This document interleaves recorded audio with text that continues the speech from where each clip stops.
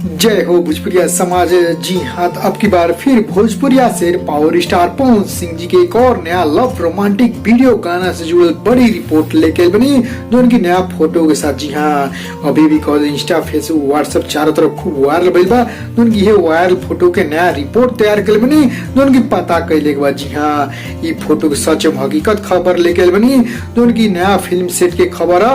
उनकी फिर पवन सिंह आ रहा नया लव रोमांटिक पे नया प्रारूप लेके जो फिर भोजपुरी ना बॉलीवुड के नया लेवल के स्टैंडर्ड क्वालिटी के साथ आई है, पूरा तहलका मचे। जी हाँ, तो अभी तो आप लोग पता बा हैप्पी न्यू ईयर सॉन्ग की तैयारी कर लो म्यूजिक टीम, और ओकरा साथ कई बॉलीवुड सॉन्ग पे भी काम करते, सारा कुछ पे चर्चा करिए डिटेल साथ। तो आप सब पूरा वीडियो अंत तक देखी।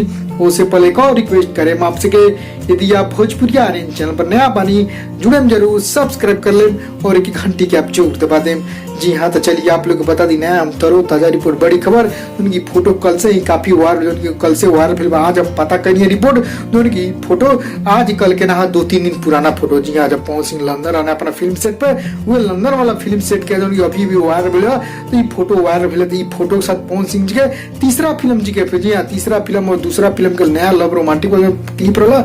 वही क्लिप के फोटो जो एडिटिंग मिक्सिंग भी साथ साथ चलता, वो एडिटिंग मिक्सिंग से वायरल फोटो भले। जी हाँ, तो पवन सिंह जी खबर जान गई आप लोग, लंदन और फिल्म सेट की खबर जो गाना आई तो पूरा भोजपुरी या बॉलीवुड के भी सबसे बड़ा रोमांटिक गाना साबित हो। जो आप लोग देखा था पवन सिंह के अंदाज लव एंगल पर, लव रोमांटिक अंदाज चारों तरफ तहलका जाए। पवन सिंह वो है सिंगर है जो लव रोमांटिक गाना कोई कमी ना छोड़े ना, चारों तरफ तहलका मचल यहाँ तक बॉलीवुड देश विदेश तक। जी हाँ, आप लोग गाने की फोटो खबर लव रोमांटिक सबसे तगड़ा रिकॉर्ड बना गाना आज भाई। तो अब कॉल पवन सिंह जी के हैप्पी न्यू ईयर के भी तैयारी हो रहा। जी हाँ, पवन सिंह जी के हैप्पी न्यू ईयर के भी मीडिया से तो खबर हो तो कंफर्म की आई तो आई। जी हाँ, तब ये ऑफिशियल कुछ अपडेट नहीं कर म्यूजिक टीम का करता भी हो ना खुलासा मिला, बस इतना खबर मिलता पवन सिंह भी रेस्ट पे बना भी, जैसे लंदन से ना 60 दिन 70 दिन के शेड्यूल पर, उस शेड्यूल पर कुछ रेस्ट करता ना और अपन कुछ अंदरून। जी हाँ, अंदर कुछ ऑफिशियल अभी पता नहीं चल, लेकिन हिंदी गाना पे काम होता। पायल देव आदित्य देवला भी वो प्रोजेक्ट पे काम चलता म्यूजिक टीम का। पवन सिंह मुंबई बना भी, बिहार निकलना, मुंबई में बॉलीवुड गाना पे काम होता, हैप्पी न्यू ईयर गाना पे भी काम होता,